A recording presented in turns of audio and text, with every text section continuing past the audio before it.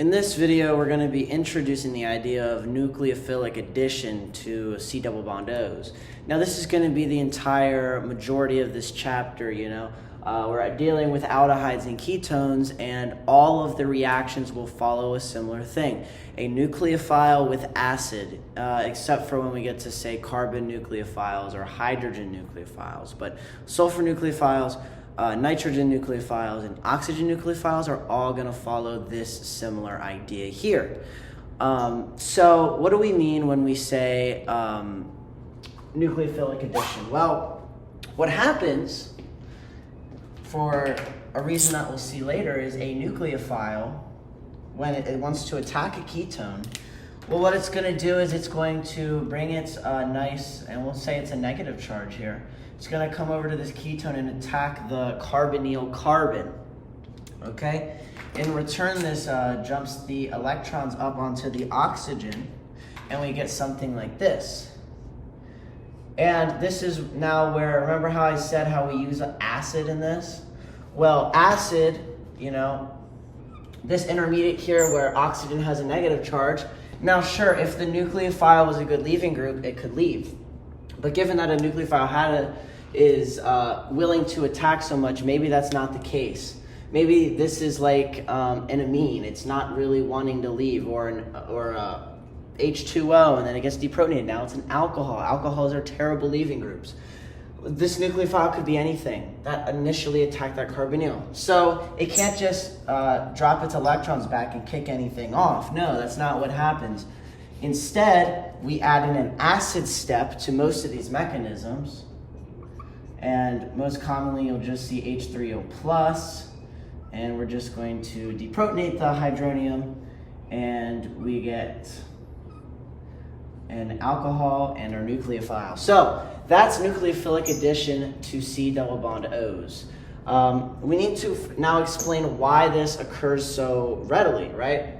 So I'm going to go ahead and erase this, but take a gander if you must. Remember, nucleophile attacks the carbonyl carbon, pushes the electrons onto the oxygen. Oxygen then gets protonated to give us an alcohol. Okay, so now that we saw we need to explain why it is that carbonyl is so weak. Why is it so reactive? Well, take for example 2-propanone, right? Let's just draw a resonance structure to show how this carbon has some partial positive charge, right? Because if we're a nucleophiles attack electrophiles, right? Or high negative electron density attacks electro-deficient regions. Make sense? So let's show why that carbon has some positive character to it. Well, we know through resonance that these electrons can come up to the oxygen. And notice here, no one's octet is destroyed. It's just simply a distribution of charge. We get a Zwitter ion, right? And the charge is conserved, overall charge, that is. So notice the oxygen has a negative charge, the carbon has a positive charge. Now, that makes the resonance hybrid, if we were to draw this, look something like this. All right, where the oxygen feels slightly negative, but the carbon feels slightly positive, okay? So that's one form of positive contributing character, is that resonance. Now there's another thing here called induction. Hopefully you remember that from some of the earlier chapters in organic chemistry. If we dissect a C sigma bond O, for example, and we were to draw the dipole moment for said bond, well, we know that the more electronegative atom is the oxygen, and of course they're right next to each other, so they're not technically the most polar bond, but it is still polar. There is still some induction there, and we know that there's a net dipole moment going towards the oxygen.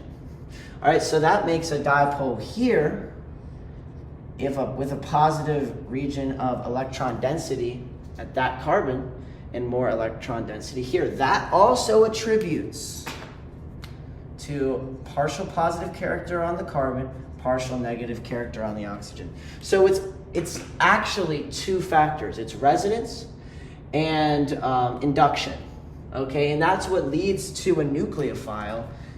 We'll just draw a nucleophile like this. That's what makes these nucleophiles so willing to attack these carbons here, is because, well, they're positive, and nucleophiles, we know, have strong electron density with them, right? That's why they're reactive, and they're called nucleophiles. They love to attack nucleuses. Hope this video was helpful. That was just a basic introduction to nucleophilic addition reactions. We're going to get into oxygen nucleophiles next.